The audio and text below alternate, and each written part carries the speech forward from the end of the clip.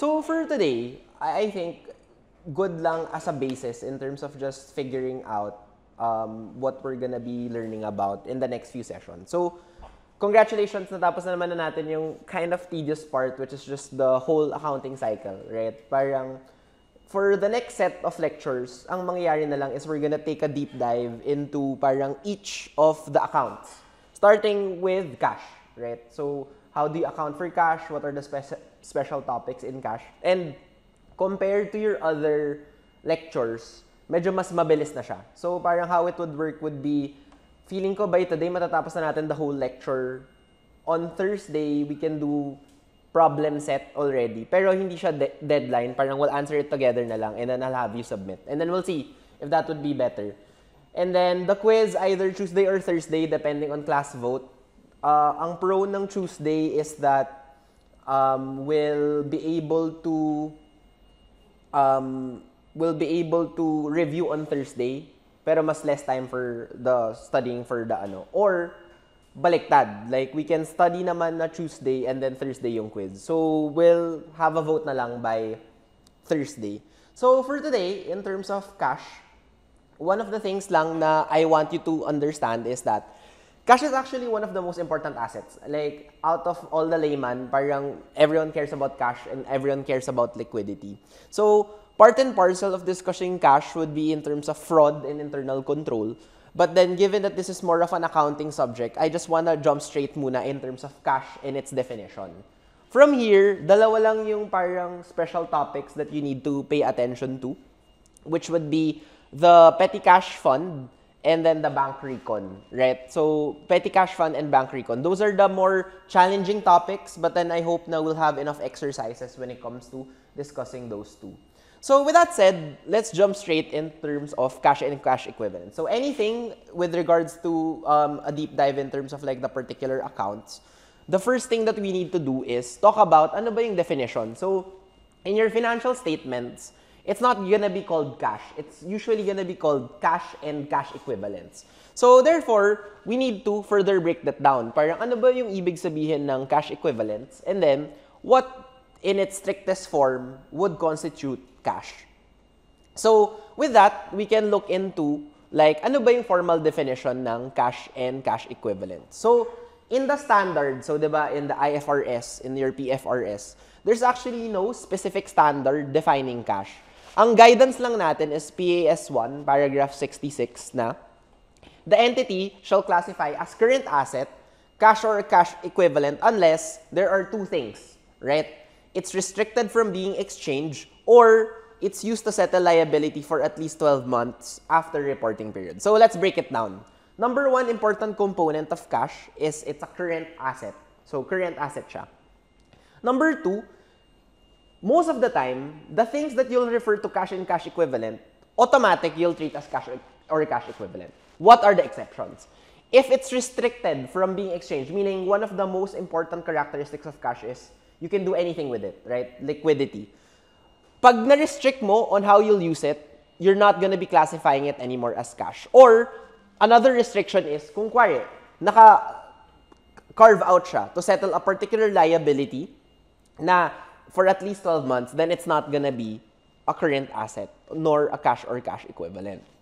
So, simply put, the cash that we know it is more than money in terms of our layman, right? So, what are the important characteristics? It should be unrestricted in use. So, meaning, the reason why pag birthday, ang gusto ng mga tao is cash is, you can do anything what you want with it, diba? Yung may iba, nagbibigay ng gift certificate sa National Bookstore or Fully Book. Okay naman, pero parang, pag hindi mo gusto yung parang book, diba? Parang mas restricted siya. So, cash should be unrestricted in use. And number two, readily available. So, parang wala rin kwenta yung cash kung if kailangan mo today, you have to wait pa a long time, right? So, those are the two major components. It should be the unrestricted in use and readily available. And then, one of the major things that you'll have is cash is king. So, meaning that it's the standard medium of exchange in terms of business transaction. So, parang whenever people coordinate or whenever people transact, most of the time, cash is the medium of exchange. And therefore, it's the most liquid kasi convertible siya.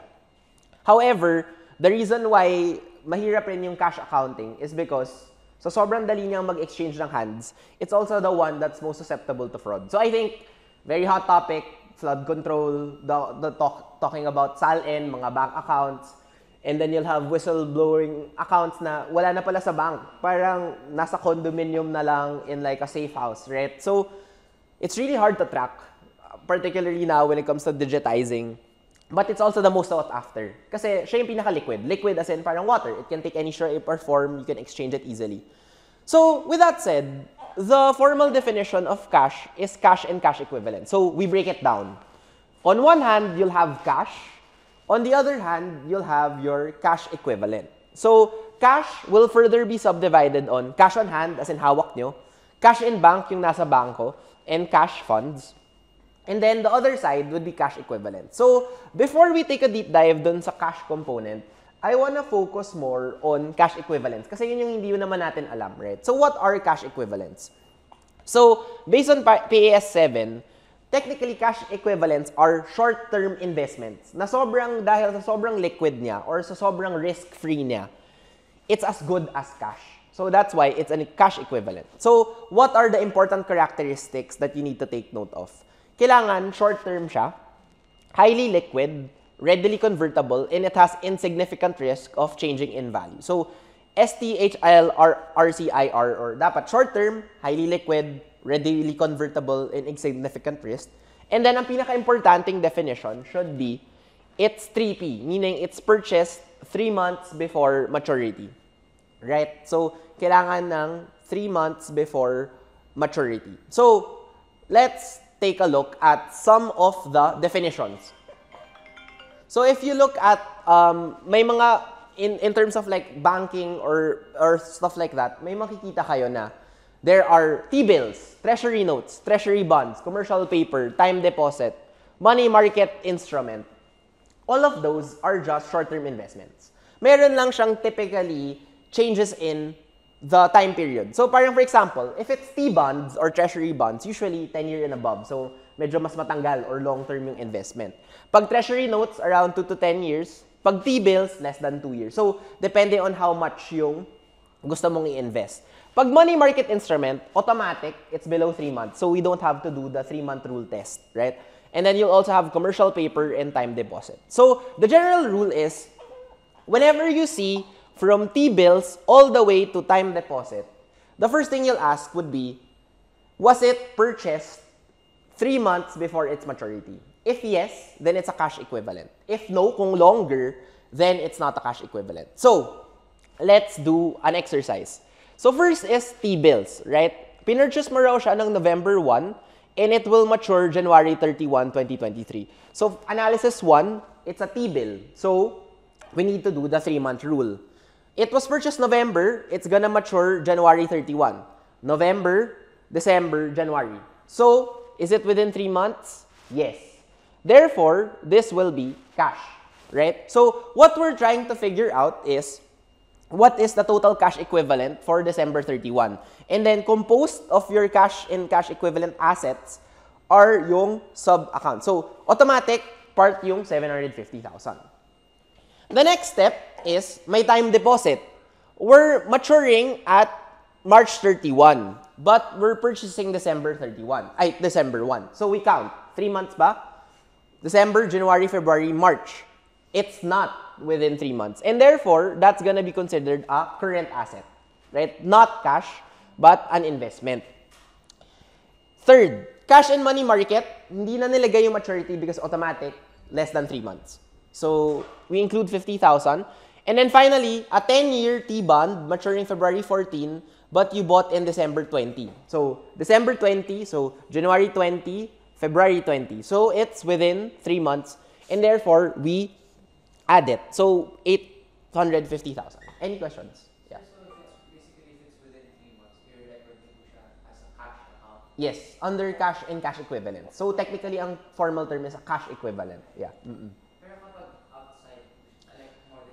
It's gonna be another current asset. So, parang short-term investment, ganun. So, ganun lang yung how you'll be able to classify it, right? So, cash and cash equivalent. So, the general idea lang is whenever you see these terms, T-bills all the way to your time deposits, you conduct your 3-month rule. So, kailangan 3 months before maturity. So, yun lang. Basically, that's the first thing that you need to test. And then, the next step is, okay, we understand the other side of the equation, which is cash equivalent. Now, we go to cash, right? And cash, it looks a lot, but technically, these are things that we're quite familiar with, particularly cash on hand. Yung cash in bank, I'll just take you a quick parang breeze through in terms of like the different accounts. And then I think yung hindi ganun ka-familiar sa inyo would be the cash funds, right? So, tandaan lang na cash is more than money. It's cash on hand, cash in bank, and cash funds. So, we first go on cash on hand. So, there's around 6 terms you need to familiarize yourself with. So, cash on hand are things na undeposited. So, meaning, meron kang cash, hindi mo din-deposit sa bank. So, it's something that's within your bank, right? So, you have 6. So, we'll go through each. So, first is yung pinakamadali, money. So, basically, any coins and currency. So, as long as it's in circulation and legal tender. So, legal tender meaning yun yung formal way of exchanging. So, usually, ang iniisip ng tao, pag cash, ito yun, money, coins and currencies. So, of course, yes, it includes this, pero kindly note na it has to be in circulation and legal tender. The next thing would be in terms of our check. So, I'm sure parang siguro naman you've been able to see a check. So, the check, the idea here is that there are 3 parties. There is your drawer or your payor, siya yung magbabayad ng check. He wants to give it to the payee or yung makaka-receive. So, payor, payee. Now, in between, in order for you to facilitate the check, you'll have a third party called your drawee. Drawee is the bank. So, in this example, nakalagay dito, parang si Jose Rizal, he wrote a check to Juan de la Cruz for 100,000 pesos. So, ano yung 3 parties to the check? Yung payor, yung nagsulat. Siya si Jose Rizal, yung nagsulat. Yung nakalagay sa check, payee, yung makakatanggap ng cash, is si Juan de la Cruz. And then, yung nag-facilitate ng exchange is the drawee bank, which in this case is BDO. So, basically, a check in its most formal definition is you have the drawee, the drawer, meron siyang written order to instruct the bank na bigyan mo to ng specific money from my checking account. Right? So, sasabihin niya, hey, BDO, from my account, bigyan mo si payee. Right? So, basically, that's how checks work. So, basically, how do you get the money? Right? So, I'm Juan de la Cruz. Right? Whenever I get the check, I have 2 ways of doing it. I deposit it into my own account. So, I will deposit it to my banking account. So, you can deposit any check in any bank. So, nakatanggap ka ng BDO check. Kung meron kang BPI or Union Bank, pwede mo siyang i-deposit to any of the banks. What's the difference lang? The clearing time is not the same. Na before, pero now technically medyo mas shorter na. Pero before, nag-BDO, dineposit ko sa BDO account ko. Usually, it'll take within the day, magre-reflect sa balance. Pero other banks, not same day. So, may BDO check ako, parang for it to reflect in my Union Bank account, it will probably take around 3 days. The reason being, mag-uusap pa yung BDO at Union Bank, right? And then, for you to encash it, usually, nasa bank mo lang. So, ayaw mong i-deposit to your bank. Gusto mo gawing pera yung 100,000. The only way you can encash it is through going to the specific bank. So, usually, ganyan, traditionally, how checks are made. So, the reason why I'm sharing this is that later in bank reconciliation, magkakaroon tayo ng timing differences because of the concept of bank clearing. Na, if it's the same bank, usually, parang 1 day lang siya. Pero if it's a different bank, usually around 3 days. Kasi mag-uusap pa. Parang, Union Bank will inform BDO na naka-receive siya ng check. And then, BDO will check na, okay, may laman ba yung account ni Payor or ni Jose Rizal? Okay, may account. If meron, I'll subtract the account from Jose Rizal, I'll transfer the money as BDO to Union Bank, and then Union Bank will now increase the fund of the payee. Or si Juan de la Cruz. So, the general idea lang is, merong clearing times because different banks need to coordinate with each other. But the general idea is, checks are considered good as cash if may nakita kayong manager's check. So, what's the difference between a normal check and a manager's check? So, we'll just talk about the different names of checks para lang alam nyo. So, manager's check means na rather than, pag check kasi, the normal check, hindi nila tinitingnan kung may laman yung account or not. Right? So, parang, if mayroon kayo napapanood na teledrama na parang, they'll sign the check and then sabihin mo, kung ano yung gusto mong ilagay, parang pwede mong ilagay kasi parang sobrang yaman lang nila. Technically, hindi mo naman alam kung may laman yung bank account, right? So that's a bouncing check. The difference between manager's check and a normal check or a cashier's check is that it's as good as cash. Automatic cash yan. Why?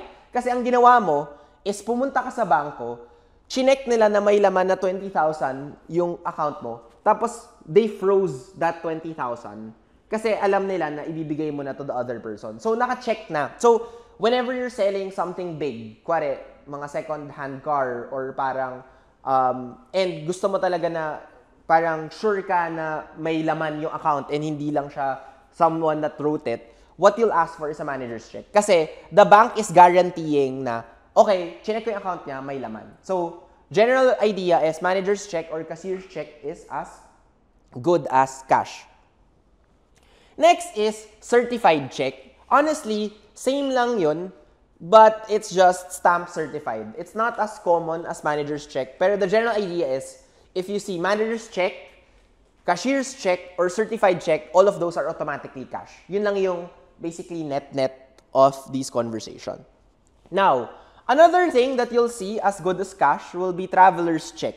So, basically, ang mangyayari is, kuwari, I'm going to the US. And then, I'll go to my bank and I'll ask for a traveler's check. Something that looks like this. And then, if you go to, kuwari, to Thailand and present this USD traveler's check, bibigyan ka nila ng USD. So, in essence, ang ginawa mo is, bumili ka ng traveler's check na in lieu of dollars. If you go to any bank, they'll transfer it to dollars. So, not a lot of people do it nowadays, but the general idea is, managers, cashiers, certified, and traveler's check, pag nakita nyo yun, at least alam nyo na it's good as cash.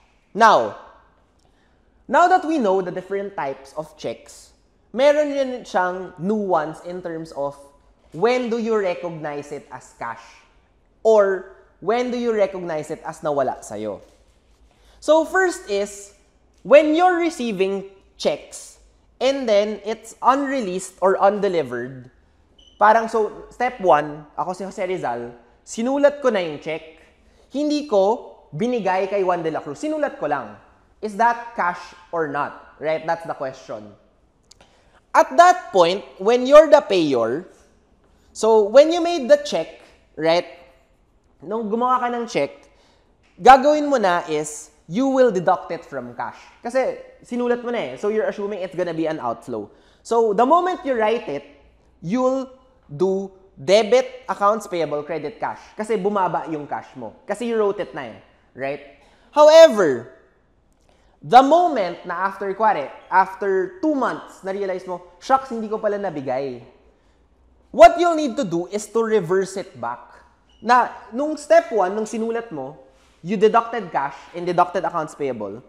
From the POV of the payer, pag hindi mo pala nabigay, then you have to restore it back to your cash. Right? So, that's your POV. So, you need to reverse the entry. Literally, i-reverse mo lang. So, from cash, debit cash, credit, accounts payable. So, that's an adjusting entry.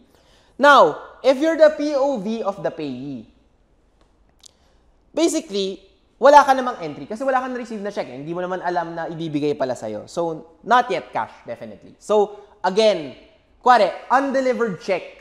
Is that gonna be an undelivered check of 30,000? From the point of view of the payer or the drawer, the one who wrote it, is that cash or not cash? That's gonna be cash on their end. Kasi hindi pa nila na-deduct. Right? So, kindly take note of that particular portion. So, example. There's a 5,000 check dated December 1, 2020 that has been drawn and recorded. However, hindi pa na-deliver kay Pay by December 31. Year-end na. The question is, the 5,000 check, is it part of our cash or not? As the one who wrote it, it should be yes, right? It's still part of our cash. So, kuwari, let's say, nung ni-write niya yung check, he did a debit accounts payable credit cash of 5,000 on December 1. Kapag hindi mo ba na-deliver sa December 31, you have to make an adjusting entry. I have to restore it back to my cash. So, kuwari, I counter this scenario and sinabi na nag-record siya nito, then you have to make an adjusting entry for the undelivered or unreleased checks, right? Another thing is a post-dated check, right? So, ang nangyari naman here is that it's nakasulat na, pero the date is subsequent to the end of the period. So, for example, I gave Maria Leonora a check on December 25, 2022. Pero ang nakalagay sa check is April 10, 2023. Right now, the period is December 31. So, how will that look like? Basically, what that would look like would be if you were to put it in terms of like a graph, is ito yung year end, December 31. And then, you gave the check here. So, technically, in your head, kailangan nakabawas na, right? Kasi binigay mo naman na. However, according to that, April pa nakalagay dun sa date of the check. And therefore, hindi naman niya may encash yan by December 31. What will happen is, if si Maria Leonora goes to the bank, and then it says April 31, hindi siya ipapadeposit or encash kasi the date is April 31. That's a post-dated check. So technically, by December 31, yung pera na kay payor pa rin, the one who wrote the check. So, it's parang undelivered rin, technically, right? Yeah? Dun pa lang pwede. Yeah, so, kung meron kayo experiences na nagre-rent kayo sa mga dorm or parang sa mga units or parang nagpapalis, usually you're gonna stay for like 11 months, diba? Ang hingi nila are post-dated checks, right? Na every end of the month. Kawawa ka naman kung in-encash nila buo. So, 11 months worth yung babayaran mo. So, as prevention, pina-post date mo siya. Pag yung date lang, doon lang pwedeng i-encash or i-deposit. So, again, POV of the payor or yung nagsulat. Pag nag-make ka ng check, same lang. Binabawasan mo yung cash. Pero at the end of the period, kung na-realize mo na post-dated pala siya, you have to restore it back to cash. So, debit, cash, credit, accounts payable. So, post-dated check. A 10,000 check dated January 4, 2023 has been recorded and delivered to the payee on December 25. So, na-deliver niya by December 25. Our end of the period is December 31. But the date of the check is January 4. So, therefore, we have to restore it back to cash again, right? So, when payee, so this is the POV of the nakatanggap. So, kuwari, nakatanggap ako ng check, post-dated. I will debit cash, credit accounts receivable kasi tumaas yung cash ko from the perspective of the one getting the check. Pero mali yun because since it's post-dated, what you'll have to do is restore it back to an accounts receivable. This is from the point of view of yung nakatanggap, right? So, kala mo cash na, post-dated pala. So, I will now have to reverse the adjusting entry. Right? So, this is your POV of your payee. And then, sorry. Paano po kapag kunwari nagbigay ako ng check, tapos yung binigyan ko ng check, napunit niya ganun or something, hindi mababawas sa account ko? Yeah, correct. So pag kuwari, hindi nila in-encash or humingi sila. So, usually, hingi na lang sila ng bago in terms of like the check para lang ma-encash nila. Right? So, pero I think super similar to your would be an outstanding check. So, anong ibig sabihin nun? Binigay ko na sa kanya, right? And then nalaman ko, 6 months kasi tatalbog yung check. So actually, that happened to me. Parang yung isa kong sweldo sa isang project, binigyan nila ako ng check, nakalimutan ko sa kotse, 6 months. So, kailangan ko ulit pa rin-issue. Kasi after 6 months of the date, hindi mo na siya pwedeng i-deposit or in cash. So, kailangan i-adjust mo rin. Both from the side of yung nagbigay, and kung ni-record mo na rin yung nakatanggap, kailangan mo rin i-adjust. So, for example, stale check or check outstanding, hindi mo siya na-deposit within 6 months or 180 days from issuance. What will happen will be back to status quo. So, kware, binigyan ko ng April 10, 2023. They have until October 10, 2023 to deposit or encash the check. Pag hindi nila ginawa yun, if I was the one who wrote the check, so nung April, okay, nagbigay ako ng cash. By the time na it hits October 10 and hindi pa nababawas sa bank account ko, I have to adjust it again. Kasi hindi na nila may encash eh. Yeah. Sir, standard po across all banks ng 6 months? Yeah, usually yun yung 6 months. Yeah. Yun yung date. So, we'll be clear naman if it's a stale or a bounce check. So, kung kwari, in your scenario, napunit niya, right? It's a more of an operational thing than an accounting thing na usually mag-i-issue lang sila ng another check, right? Pero, the general idea is, kuwari, na-deduct niya na, tapos napunit niya, tapos hindi na niya mahanap yung then they have to reverse it back to where it was. So, parang ganun lang. Yeah. Sir, kapag ganun pala, yung kunyari, yung binigyan ko ng check is napunit niya, and I have to write another check, hindi naman po magkaka-extra entries na. Wala naman. Generally. Kasi parang it's just you're just issuing another check. Yeah. Hindi po mag-a-adjust ng date kapag kasi nag-reissue. Depende lang kung, so kuwari, good question. So, kuwari, binigay mo here, right? And then, na-deliver na, right? And then, napunit niya within the period. Hindi mo na, wala ka nang gagawin. Kasi tama mo nang na-deduct eh, right? Para magre-reissue ka lang ng check, tapos na-deposit niya na, mababawasan ka in the same period, right? Pero kuwari, here, nakita mo na hindi pa niya na-deposit or hindi pa niya na-deliver. If you're conservative, ang gagawin mo is i-reverse mo yung entry. Right? And then, pag kuwari, nagbigay ka ulit here, babawasan mo ulit yung cash. Right? So, ganun lang yung nuances niya in terms of like the timing. So, parang always be aware lang na every time tumatawid tayo ng end of the period, you have to make adjustments based on that. Very hyper-specific na yung cases, right? But I think it's good to know. But the general idea is, na-deposit na ba niya or na-deliver ko na? Pag na-deliver mo na, may assumption ka naman nang nawala yung cash eh. And then, ang assumptions was within 6 months. Parang kukunin niya na. So, you just make the entry na debit, accounts payable, credit, cash. Wala na akong cash. Pag meron ka na lang nabilitaan or parang, hindi pala niya deposit or nag-bounce pala yun, or nag-stale pala yung check, that's the only time you'll replenish or you restore back to cash. Yeah. So, yun. So, sa POV ni payee, so natanggap mo na. So, excited ka, okay, nabayaran na ako kasi may check na ako.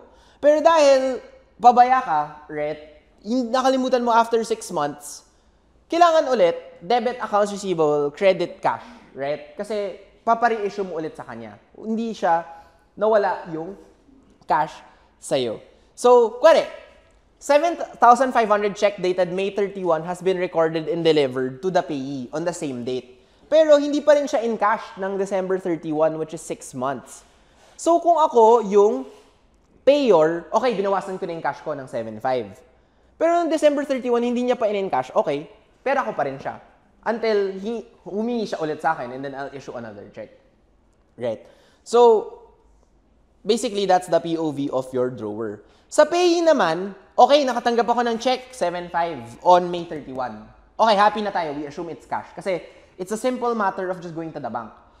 After 6 months, hindi mo pala na then babalik mo sa accounts receivable because it became a stale check. So, if you see in your account that there's a stale check, you have to restore it back to the status quo. The last thing is a bounce check. So, a bounce check is, yun nga, parang this is one of the more common ways to fraud people. So, meron kang checking account, mag-issue ka ng check, parang blanco, maglalagay ka ng amount. Pero in reality, Kuwari, mag-issue ako 100,000 check sa supplier ko. Ang laman lang pala ng bank ko is 10,000. So, saan nila kukunin yon? That's basically illegal, right? So, that's a bounce check. So, may anti-bouncing check law. So, magiging invalid yung check. So, whenever you see NSF, DAIF, or DAUD, it's all technical terms, but I just want you to treat it as bounce check. So, NSF is non-sufficient funds. That's the most common. Meaning, nagsulat ka pero hindi naman sufficient yung fund mo to cover it. DAIF, drawn against insufficient funds. So, mga synonyms lang. Or drawn against uncleared deposit. So, NSF, DAIF, DAUD, all of these are bounce checks or invalid checks. So, kuwari, you're the payee. Ikaw yung nakatanggap ng check. So, in good faith, you assume na, okay, nabayaran na pala ako. So, debit cash, credit accounts receivable. However, if nakita mo, sabi ng bangko tumalbog, NSF pala, I have to restore it back. May utang ka ulit sa akin, may accounts receivable ka, kasi yung check na binigay mo sa akin tumalbog eh. So, therefore, I will reverse the entry, right? Debit, AR, credit, cash. Yeah. Kapag kunyari, nalaman ng bank na kulang pala yung laman ng account na bibigay dapat sa'yo, ang gagawin niyo po ba is totally wala siya kukunin from that bank or kukunin niyo kung ano meron doon? Yeah. So, in terms of like legality, hindi ko alam yung specific, right, what's gonna happen. Pero usually what will happen is, hindi nila ma-release yung funds dun sa person. And then, if a-flag nila na they violated the law. So, parang ganun yun. So, if a-flag nila yung account for NSF checks. Sir, what if, kunyari, honest mistake ko na, hindi ko alam na kulang na pala yung laman ng bangko, pero nagsulat ako ng check that's paying another party for an amount na mas... Feeling ko hindi lang ako, sorry, so full transparency, hindi ako familiar sa pero basically nangyayari yun sa family ko na, kuwari yung kuya ko, umutang siya, parang meron siyang hiningi or parang in terms of like yung cash yung sa car loan or whatever, ang pinagamit niya parents ko. And then, to pay them, nag-post date siya ng lahat. And then, na-realize niya, shocks, nagastos ko pala yung pera dun sa isang account ko. So, parang tinawagan niya yung parents namin na, wag niyo munang i-encash kasi makakasuhan ako ng... So, generally, you have to, unahan mo na kung nawala yung fund mo, wag mong papa-deposit or in-cash kasi ma-flag ka ng bank. In terms of like, ano yung remedies, I think, more on the legal side na yun. But the general idea is, good practice, never issue a check na kailangan aware ka na hindi mo gagalawin yung bank. So, for me, ang tip ko sa inyo is kung mag-issue kayo ng check, just do it managers kung malaki siyang amount. Kung hindi naman siya ganun kalaking amount and kaya naman ng current account nyo, then okay lang. Pero just make sure na nandun yung balance. Yeah. So, do we ever bookkeep for like fraudsters? And if ever nagbabalance ba yung mga nila? So, do we well, ideally hindi, right? I mean, you don't. So, parang you have to account for it properly. And then, well, kung magbabalance ba siya or hindi, as long as they follow the proper accounting principles, magbabalance naman siya, right? Kuwari, binawasan niya. And then, lalabas pa rin yun. Magbabalance pa rin yun kasi, diba, parang technically, pero what's in the statement and what's happening in real life, you have to create an audit kung nangyari ba talaga yun or hindi, right? So, those are the things na you need to take into account. Kasi pwede naman nila sabihin na nabawas naman na right? Or parang, and then it will just proceed as normal. Hindi naman siya ma-flag, right? So, that's where audit will come in na parang, just double check mo if all of these transactions really happen, right? So, for example,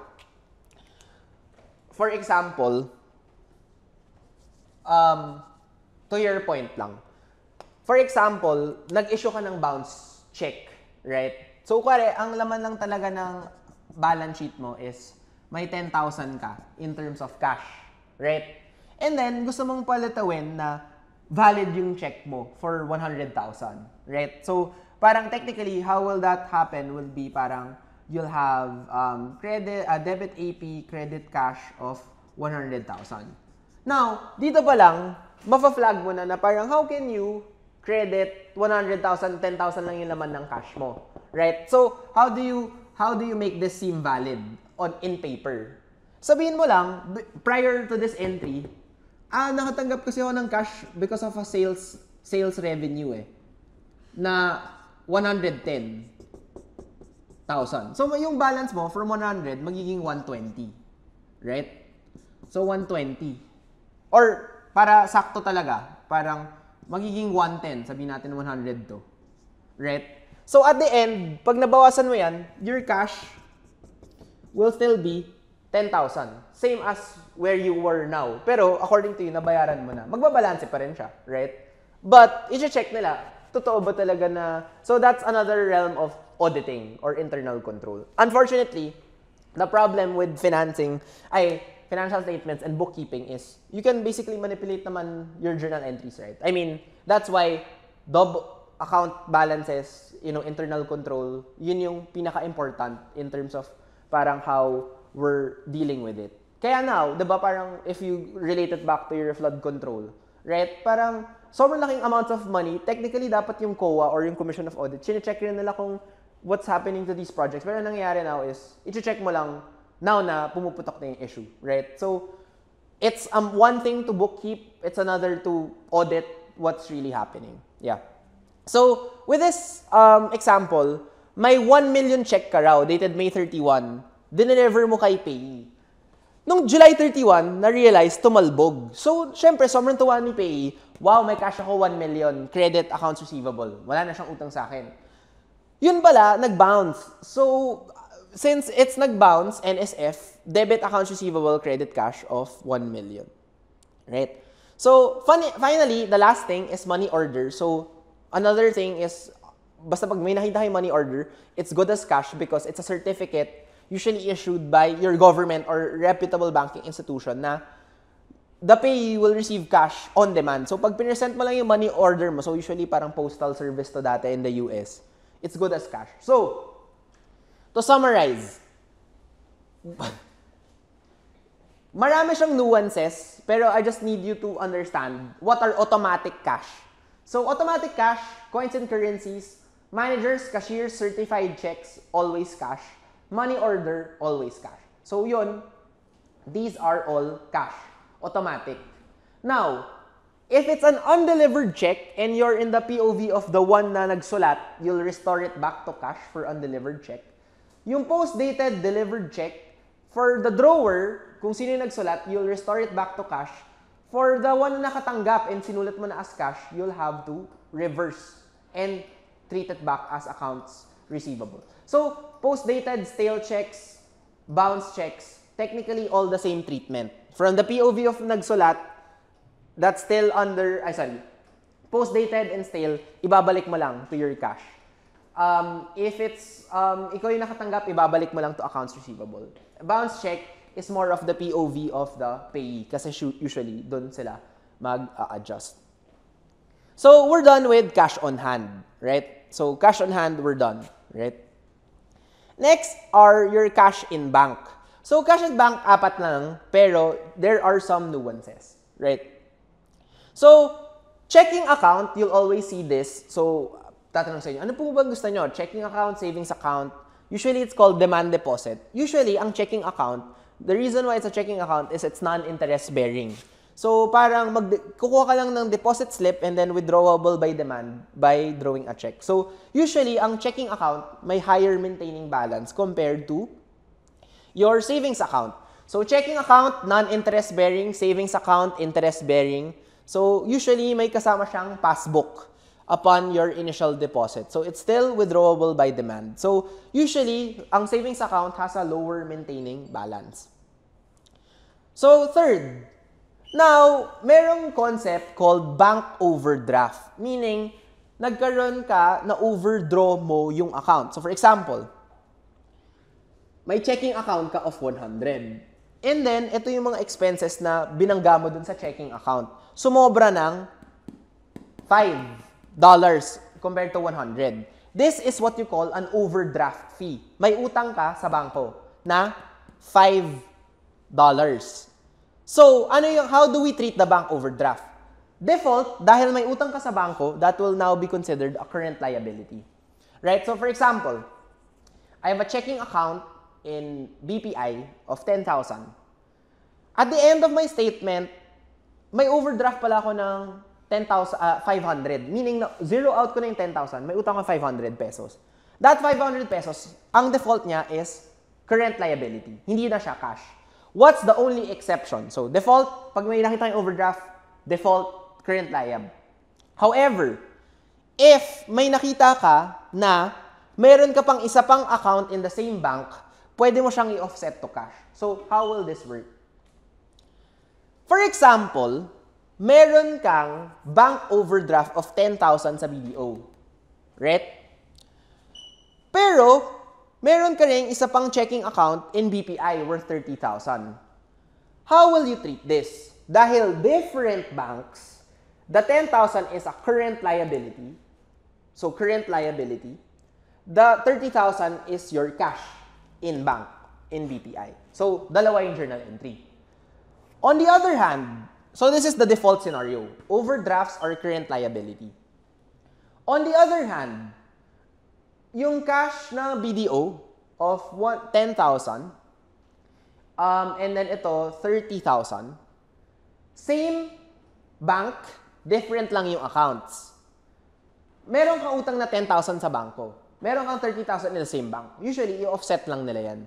So now, your cash net of your bank overdraft is 20,000. So in your financial statements, cash is 20,000 here. Wala ka ng current liab. Pinagbangga mo lang yung liab and the 30,000. So net 20,000. Versus itong sa default, 10,000 current liability, 30,000 in cash. Pero kung same bank, you can offset to cash. Any questions? Yeah. Sir, bank po mismo gagawa niyan or tayo yung...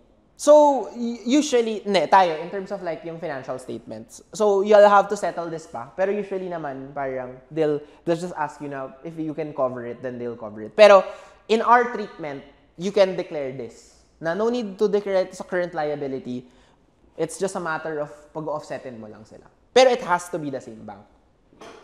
So, for bank overdraft, yun. And then lastly, you'll have compensating balance. So, meaning, whenever you have your time deposit or demand deposit, meron kang minimum deposit balance. So, if kuwari, ito, may mga easy savers ka, meron silang rule na kailangan meron kang laman at all times sa bank. So, it's the minimum balance required by your bank. And it could be, merong dalawang options yan. Legally restricted or not legally restricted. So, okay. Ang tanong mo lang, pag may minimum compensating balance, legally restricted ba yan? Meaning, is it illegal to go under the compensating balance? If yes, it's legally restricted, that's not cash anymore. Yung portion na yun. It's gonna be called a current asset, so with a formal compensating balance. If it's not legally restricted, it's still cash and cash equivalent. So for example, meron akong bank sa land bank. Minimum balance of 1,000 pesos. If it's legally restricted, that's gonna be a current asset. But if it's not legally restricted, it's a cash and cash equivalent. It's very consistent with our definition na cash should be unrestricted in use.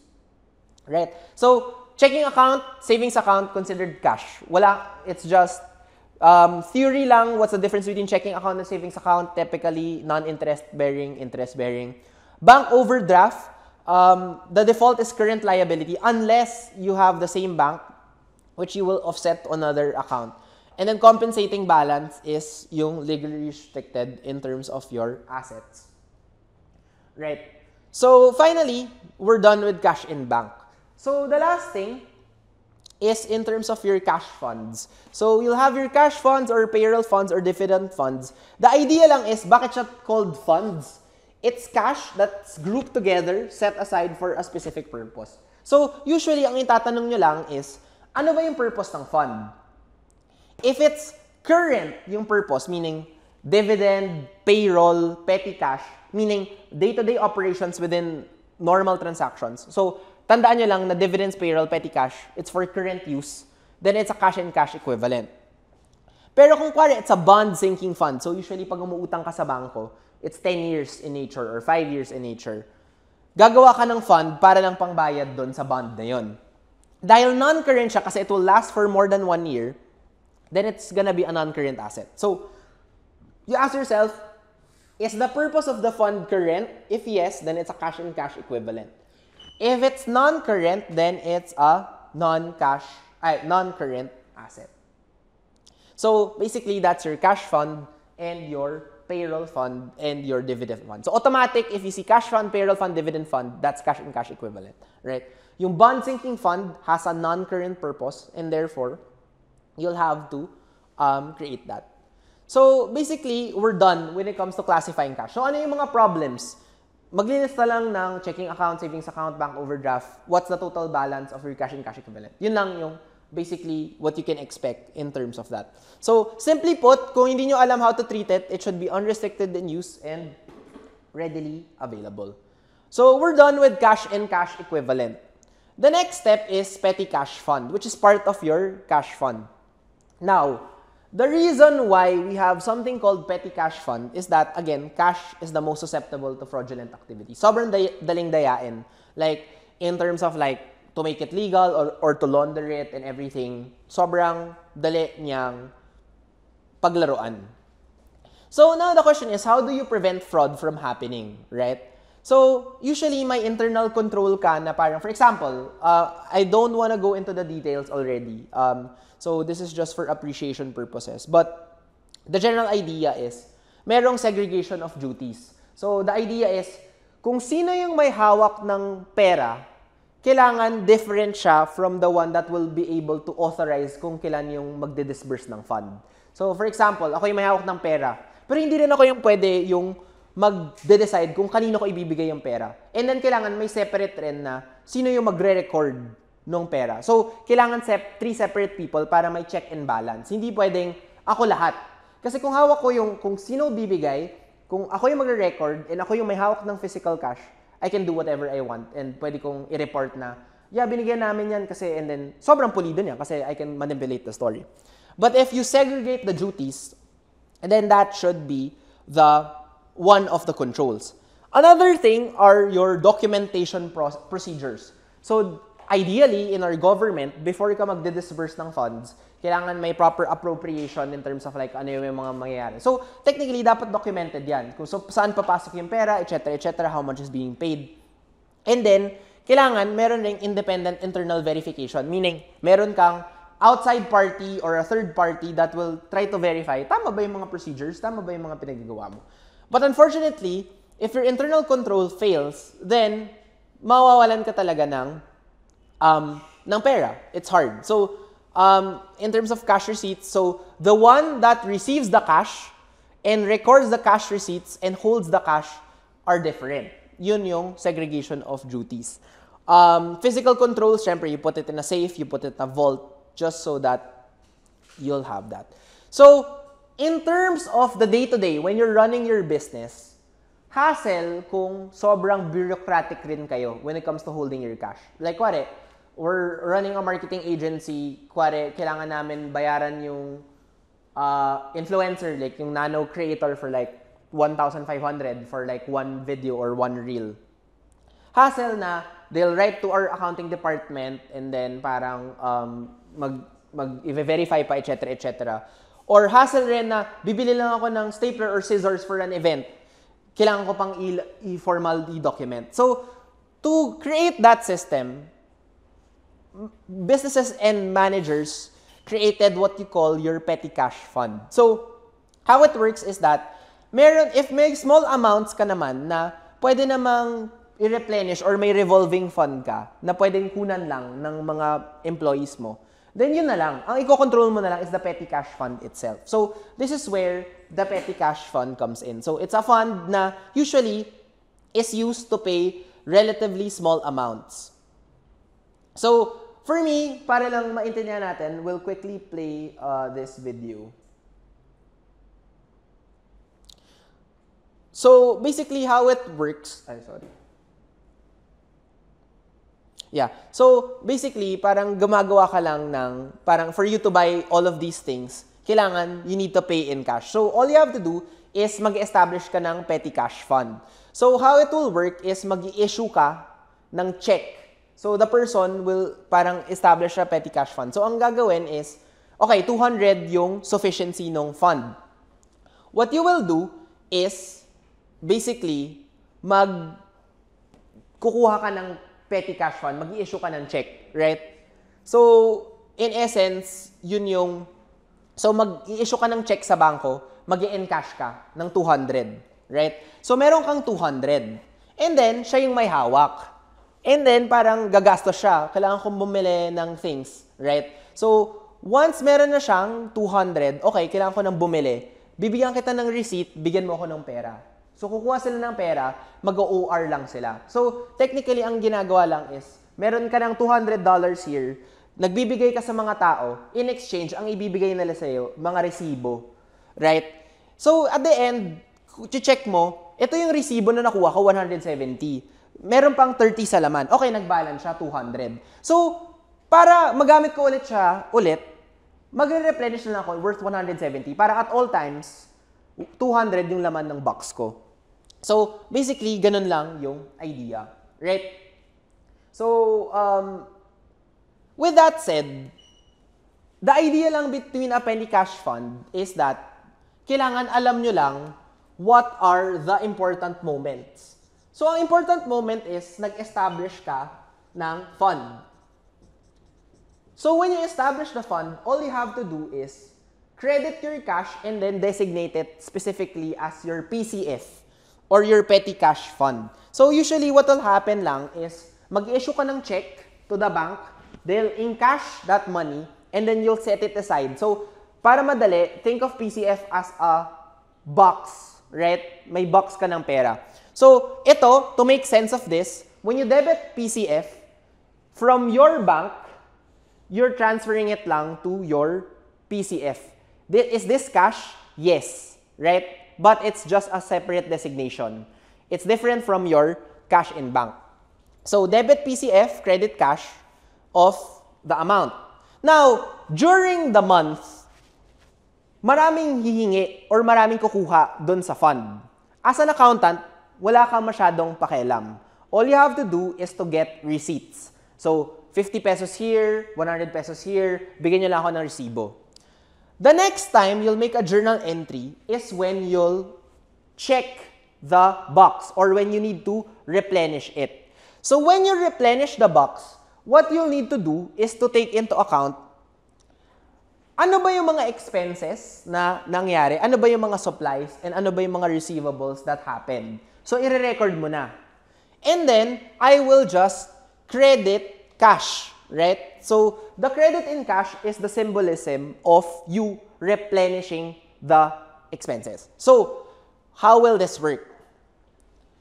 For example, at the start, debit PCF credit cash 100. Clear, right? Nag-set up ka ng 100. Now, we're gonna check or we're gonna replenish the fund at the end of the month. What you'll do is you will compare yung accountability, which is dapat 100 siya, versus what you accounted for. Ano ba yung laman? Scenario 1, the good scenario, or the neutral scenario, yung 100, from 100, ang nakita mo na pag bukas mo ng box, 30 cash on hand, may receipts ka for 50 na expenses, may supplies inside the box of 10, and then may receivables ka na parang IOU na 10.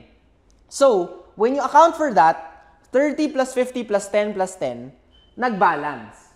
My accountability is 100, what I accounted for is 100.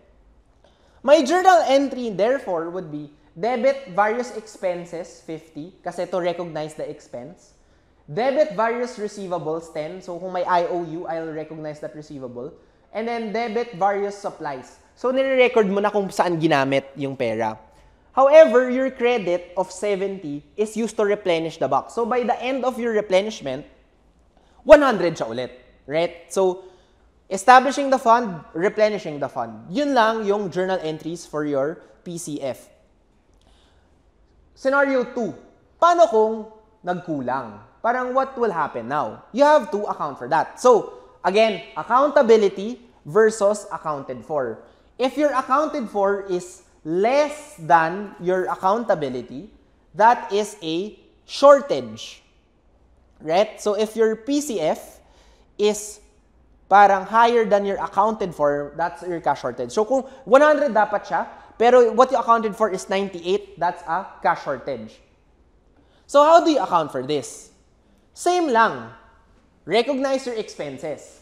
Debit variable expenses, debit various receivables, debit various supplies. So this is 48, 10, 10. So this is 68. Pero for you to replenish, kailangan mo ng 70. For it to balance, may shortage ka na 2. That is what you call your cash over in short. And dahil nasa debit side siya, it's treated as a miscellaneous expense. So, whenever you replenish your PCF, ang tip ko sa inyo, always start with your credit sa cash. Ano ba yung balance para mabalik siya to 100? So, kung kare, cash on hand is 30, your accountability is 100, automatic, credit cash 70. And then mag-recognize ka ng various debits mo. Your expenses, receivables, supplies. Pag hindi nag-balance, and it's a debit, it's a shortage because it's an expense of 2. So, that is a shortage. And then, finally, the last is pag over siya, so parang 100 tapos parang magic, nagganon 105, probably because may barya lang na nasama or whatever. What you'll have to do is the same. Debit cash of 70 kasi 30 yung laman. So, to replenish it, you'll credit cash of 70. And then, i-record mo lang, debit various expenses of 55, debit various receivables of 10, various supplies of 10. When you add this together, 75, ito 70. May credit ka of 5 to balance it. It's still called cash over in short, pero dahil nasa credit siya, in fact, it's treated as a miscellaneous revenue, right? So, basically, yun lang yung tricky part sa replenishment. But it's very procedural. So, what am I telling you? Establishing fund, sobrang dali lang. Debit PCF, credit cash. Replenishment, step 1, credit the cash in order to bring it back to the should-be balance, which is 100. Make your necessary debits, and then kung meron kang missing na debit, that's an expense, that indicates a shortage. Pag meron kang missing na credit, that is an overage. That's basically how you replenish the fund. So, cash over in short is the account we use either as miscellaneous expense or miscellaneous revenue if immaterial yung amount. So, immaterial, right? Paano kung material yung shortage or overage? Kasi mga 2 pesos, 5 pesos. Paano kung sobrang laki? Pag material, instead of cash over in short na debit, you'll just say receivable from custodian. Debit. Payable to custodian, credit. So, parang these are the things lang to note. So, magkaiba lang yung pangalan niya. Right? So, again, parang if it's immaterial, cash over in short, cash over in short. Pag material, iba lang yung pangalan. If it's debit, it's receivable. If it's credit, it's payable to the custodian. So, I think this is something na pwede nyo naman balikan in terms of the exercises and mas magigets nyo as you do it. And then the last thing na lang is when you ever increase or decrease the PSCF fund. So, kuwari, gusto mong itaas yung fund. Then debit, PCF, credit, cash. Or kung gusto mong bawasan, debit, cash, credit, PCF. So, basically, ganun lang. So, let's try. So, meron ka raw na PCF, right? In terms of the fund. Now, in terms of the fund, parang one of the things is 5,000 raw yung PCF mo for this particular scenario. One of the things na you're seeing is 120 yung cash on hand mo after the fund. So, ang credit mo automatically is cash 4,880. Now, the next step is just to list down the things. May delivery expense ako of 2,400. May posted expense ako of 1,350. May miscellaneous expense ako of 1,030. Now, try to add all of these together, right? So, 2,400 plus 1,350 plus 1,030 plus 1,350, you'll find out this is 4,780. May missing na 100 na debit. This is now your cash over in short. Dahil debit, is it a shortage or an overage? It's a shortage. It's an expense. So, basically, that's how you do the material. So, kuwari, ito naman yung example, 5,000 ulit. So, to replenish, 90,000 yung laman, credit cash of 4,910. And then, all I have to do is list down my debits. Debit delivery expense, debit posted expense, debit entertainment expense, debit miscellaneous expense. When you add all of these together, you'll realize na it's higher than your credit by 140.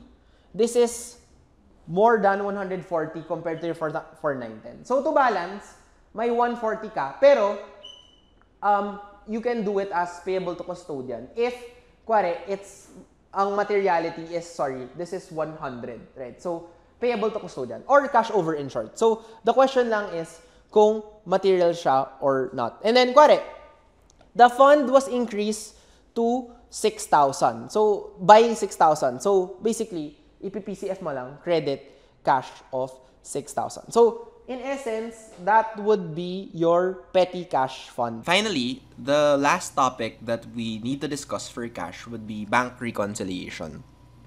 So, out of all of the cash topics, ito yung medyo quite hard to understand. But I think as long as you're able to understand the underlying foundation, then it would be also very procedural na lang in terms of our end. So, we're already done in terms of identifying or classifying if whether a certain item or a certain transaction would be a cash and cash equivalent. And one particular portion of cash would be our cash in bank, right? So, in terms of our previous discussion, the framework or the lens that we're operating with would be in the POV of someone that is depositing in terms of their cash. However, the next thing that we need to look into would be, ano ba yung POV ng bank, right? Like, of course, as you, the depositor, you're also constantly coordinating with the bank. Now, if you have your own record, then the bank will also have their own record. And therefore, when it comes to bank reconciliation, our focus would be in terms of our checking account or our demand deposit. So, again, as a review, demand deposits or checking accounts are those that are non-interest bearing. So, we only do bank reconciliation for these checking accounts. So, the question would therefore be, how can we then best master bank recon? So, the first thing would be to understand our book-to-bank relationship, like understanding the 2 points of view of the bank and also the depositor. From there, we need to break it down into 2 sides. The book balance, the second, and then the third would be in terms of our bank statement. And then finally, the last step would be to reconcile the book and the bank and through the use of our adjusted balance method. So, as a caveat, there are other methods, but for the sake of this class, I really want to focus in terms of the adjusted balance method. So, given that we're clear na in terms of the framework, the next step would be, okay, ano ba yung book-to-bank relationship?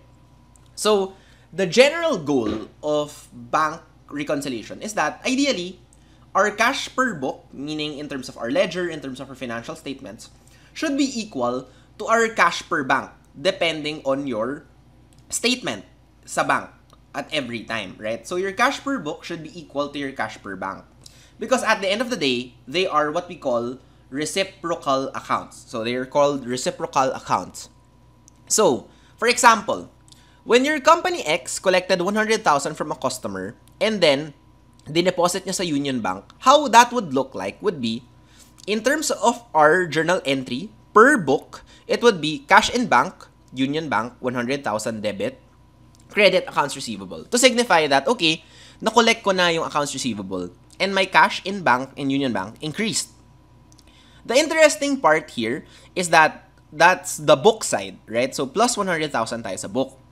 Now, from the POV of the bank, what will happen would be debit cash and then they have an underlying credit that's called Company X account. So, as you can see, same 100,000, but on the book side, it's a debit, cash in bank. Pero on the bank side, it's a credit. Kasi technically, may utang yung bank sa'yo na 100,000. So, tumaas nga yung cash reserves nila at 100,000. Pero may utang sila sa'yo na 100,000. So, in the cash per bank, it would be 100,000. So, it balanced. However, one of the things that we need to focus on would be reciprocal siya. It's a debit on your book, but it's a credit in your bank. So, when the company debits cash in bank, baliktad yung nangyayari sa bank. The bank credits your account. So, pag kinikredit ng bank yung account, ang ibig sabihin tumataas in terms of the bank side.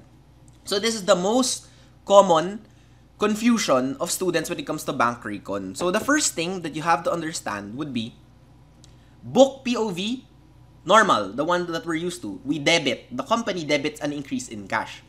But in the bank, because of the reciprocity of the account, the bank needs to credit your account. Same with disbursements. So, when you issue a check, ang mangyayari dyan would be, mababawasan ka ng accounts payable, so debit AP, credit, cash in bank, Union Bank, 30,000. So, bumaba yung cash mo. So, that's a minus 30,000. However, ang nangyayari on the bank side is that the company X account, parang nawawala yung utang nila sa'yo of around 30,000, and then the cash that they dispersed is gonna be credited to them at 30,000. So again, this is another reciprocity. Credit siya on your company side in terms of disbursements, but on the bank side, it's debited because nabawasan yung utang nila sa'yo. And therefore, when you reconcile these items, your deposits, which is increases in cash, is a book debit, but it's a bank credit. So, baliktad. Same with issuing a check. When it decreases in cash, that's a book credit, but that's gonna be a bank debit. And therefore, pag pinabalance mo yung lahat, it will arrive with your cash per book and your cash per bank being equal at 70,000. So, again, one of the most important concepts is the reciprocity of the accounts.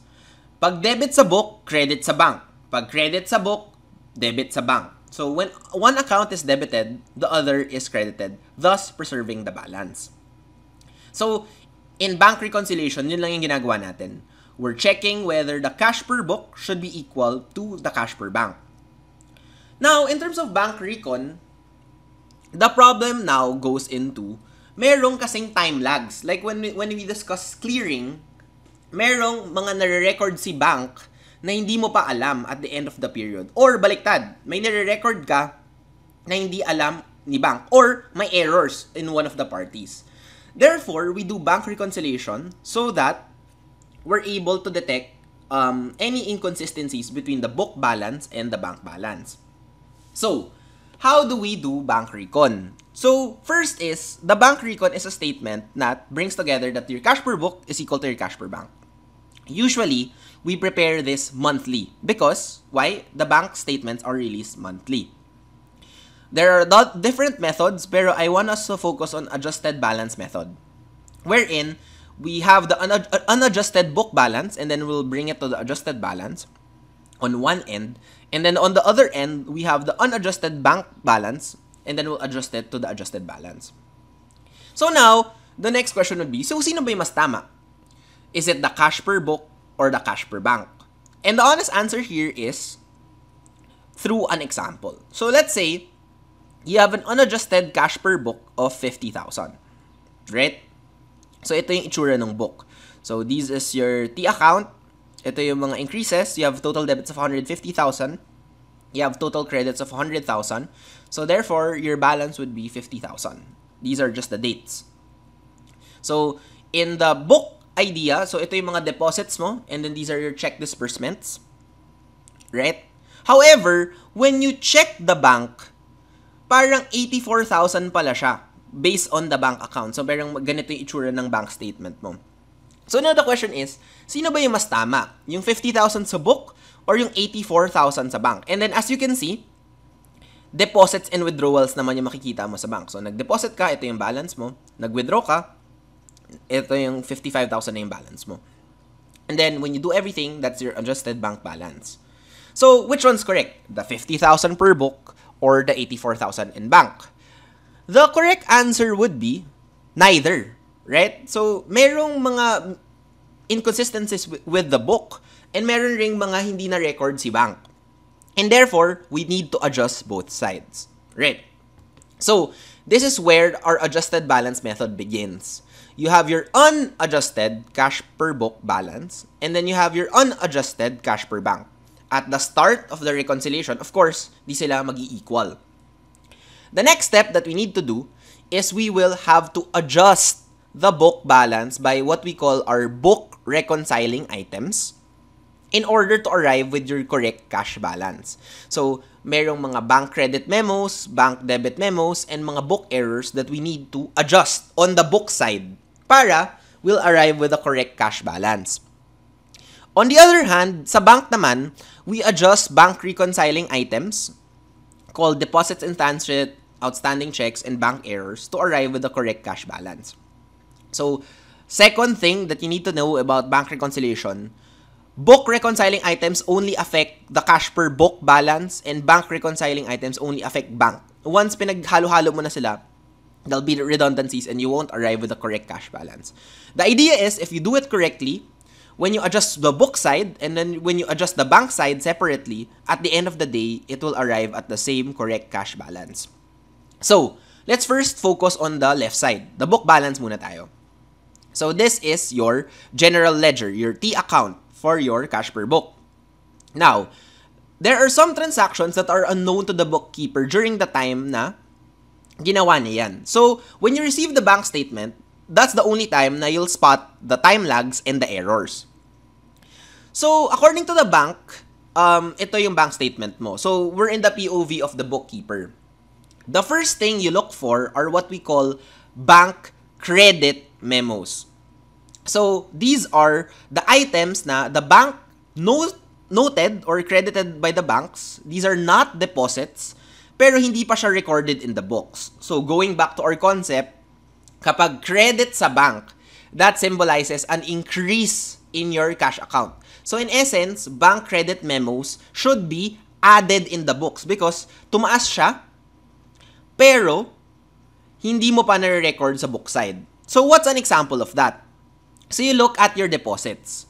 Yung 60,000 in Jan 6, 20,000, and 30,000, all of those are recorded already. Pag tiningnan mo, 60,000, 20,000, 30,000, they're all recorded.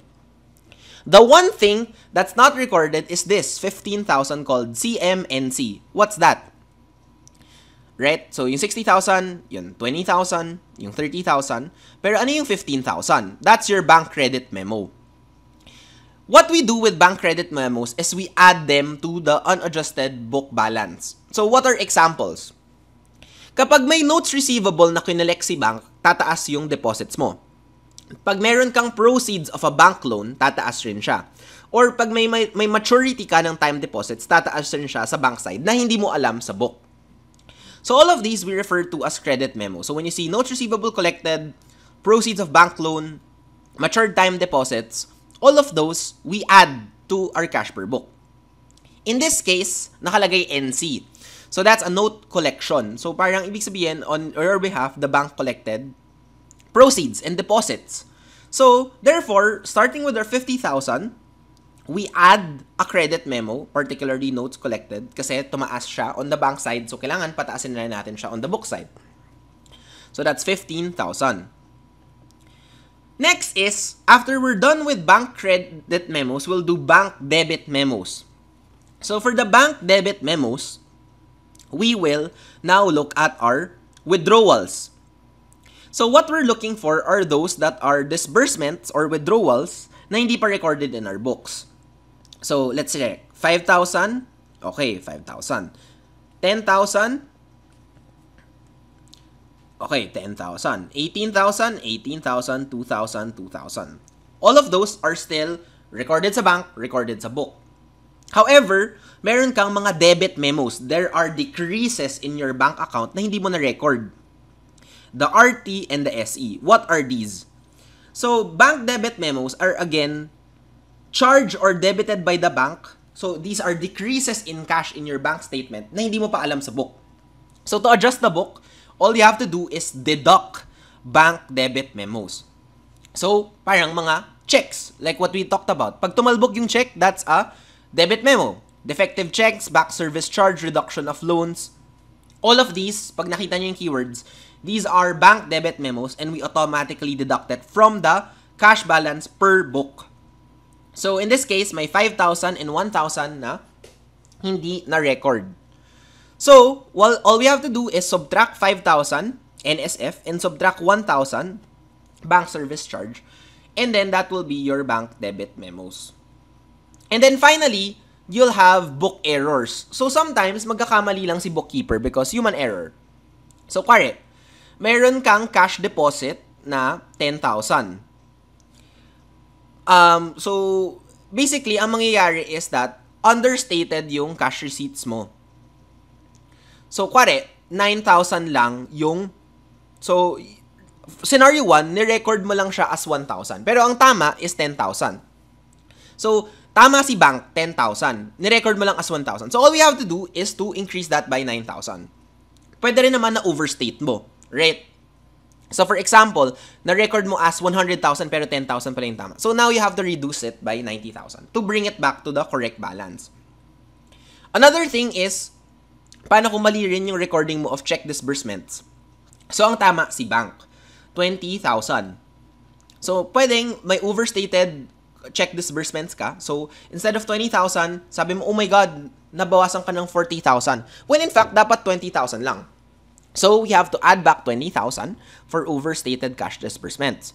Pag understated yung cash disbursements mo, instead of 20,000, you only recorded it as 2,000, kulang yung binawasan mo sa book side. So, you have to subtract 18,000 more to bring it back to the true balance. So, book errors are, tama si bank, nagkamali lang yung bookkeeper mo. So, you adjust it so that it reflects the true balance. So, for simplicity's sake, let's just assume na walang errors in this particular statement. So, therefore, dahil walang book errors, all we have to do now is to adjust the book. So, starting with 50,000, again, we added bank credit memos of 15,000 for the note collection, subtracted bank debit memos in the NSF check of 5,000 and bank service charge of 1,000. And then at the end, 50 plus 15 minus 5 minus 1, our correct cash balance is 59,000. So again, to summarize, all you have to do usually is, ano ba yung unadjusted book? Step 1. 2, add bank credit memos. Notes receivable, proceeds of bank loans, mature time deposits, all of those you add. You deduct bank debit memos like NSF check, defective checks, bank service charge, reduction of loans, and of course, plus or minus book errors depending on the mistake. And then, you'll have your correct cash balance. So, this is what it will look like. So, parang ganyan lang yung solution natin. It looks complicated because I'm just highlighting lang the differences in terms of like, ano ba yung pwedeng lahat lumabas. But then, honestly, you just spot a credit memo and debit memo, and all you have to do is correct it. So, we're done with the book. Let's now go to the bank. For the bank, basically, we now look into the bank reconciling items. So, alam na natin to. Alam na natin yung book adjusting. Sa bank, meron naman tayong things that are reflected in our books through our deposits and disbursements, pero not yet reflected in the bank. So, there are two concepts you need to understand, DIT and OC, deposits in transit. So, what are deposits in transit? These are collections or receipts, dineposit mo sa bangko pero hindi pa lumalabas sa bank statement. Kasi probably, ginawa mo yun towards the end of the month. And nung ginawa yung bank statement, let's say the bank statement was made September 27. Gumawa na. So, ginawa na to. 27. Meron kang hinabol na deposit at 28. Siyempre, hindi siya lalabas sa bank statement. So, that's what you call deposits in transit. So, recorded na siya sa book, pero hindi pa siya recorded sa bank. So, again, we look at the deposits. 60,000 na record siya. 20,000 na record siya. 30,000 na record siya. Yung 15,000, we already know that's the credit memo. When you look at the book, wait a minute, may 40,000 pa na na-record as increase in cash pero wala sa bank. This is exactly what a DIT is. Yung 40,000 na-record mo sa book pero hindi pa recorded in bank. Therefore, what we need to do is to add that deposit in transit in our cash per bank. So, these are month-end collections na dineposit na natin sa bank, hindi lang umappear sa statement, or may undeposited collection ka na waiting for delivery for the bank deposit. So, yung 40,000 na to is the DIT. We have to add it back to our cash per bank balance. So, therefore, from 84,000, we have to add our DIT of 40,000. Right. Next is, ano naman yung ibabawas natin? These are your net outstanding checks or NOC. So, outstanding checks are those that are recorded na as disbursements in your book pero not yet recorded in your bank. So, we look at our withdrawals. So, we compare 5,000, okay. 10,000, okay. 18,000, okay. 2,000, okay. Alam na natin na yung 5,000 and 1,000 are debit memos. These are subtractions in your account pero bank side. On the book side, titingnan natin the credits. Meron pang 37,000 and 28,000. These are your outstanding checks. On your end sa book, ni-record mo na siya as disbursement pero hindi pa siya na-record sa bank statement. So, NOC, we have to subtract from the bank balance. So, outstanding checks minus certified checks. So, basically, these are just checks na stamped as accepted. And you'll arrive with your net outstanding checks. So, pag may nakita kang OC and then certified check, you just subtract. Pero for us, for this simple example, we just have outstanding checks. So, in this case, we have 17,068, but the total deduction is around 65,000, right? So, 37 and 28, sorry. So, meaning, subtract 137, subtract 28, that will be your net outstanding checks. And then finally, you'll have your bank errors. So, again, erroneous bank debit. Like, wari, ikaw naman si Company X. Pero, yung check ni Company Y, dinebit niya sa'yo. So, hindi naman dapat ikaw yung tumaas. Right? Na, I mean, ikaw, so, sorry. So, scenario 1, the check of Company Y was charged against Company X. So, tayo si Company X. Nung charge against us, ang ibig sabihin, binawasan nila ng 10,000 yung account natin. Which is wrong because ang dapat magbayad si Company Y. So, that's a bank debit na erroneous. Binaba nila yung bank debits natin. Yung account. Pero that's for another account. So, we have to add it back. Another thing would be erroneous bank credits wherein kinredit naman niya tayo ng 10,000 pero kay Company Y ulit. So, tinaasan nila unfairly. So, we have to reduce it. So, these are your bank errors. So, again, for this particular scenario, wala tayong errors. So, with that said, we can finally adjust the bank side. So, again, the summary is add DIT or deposits in transit of 40,000. Subtract all of your outstanding checks of 37,000 and 28,000. And then finally, you adjust for book errors, bank errors. And wala namang nangyari. So 84 plus 40 minus 37 minus 28 is 59,000. And that will be your bank reconciling items on the bank side. So again, plus DIT minus NOC plus or minus your bank errors, and you'll arrive with your correct balance of 59,000. So to summarize, step 1, start with the unadjusted book and bank balance. Hindi yan magbabalanse. Second step, adjust mo ng book reconciling items to arrive with your correct cash balance. Step 3, you adjust your banks using bank reconciling items, and you'll arrive with your correct cash balance so that they'll ultimately be balanced at the end, and you'll be able to reconcile your book side and your bank side. So again, book side muna, plus bank credit memos minus bank debit memos plus or minus book errors is equal to your correct cash balance. Bank side plus DIT minus NOC plus or minus bank errors. Hindi dapat magko-cross. These are two separate sides and we're adjusting them separately. So this is what a bank reconciling item would look like in terms of like your solutions. From 50, naging 59. From 84, naging 59. And finally, we're able to reconcile the items. Right? So that is what we call our adjusted balance method. So again, to summarize, pag DIT, you add sa bank side. Pag outstanding check, you deduct sa bank side. Pag may bank error, you add or deduct sa bank side. Pag credit memoranda, again, credit, baliktad sa bank. Bank credit memos, we add. Debit, bank memo, we deduct. And then book errors, add or deduct. So that's another way of looking at it. So there are other methods, but rather than focusing on that, I want to look at the financial statement presentation.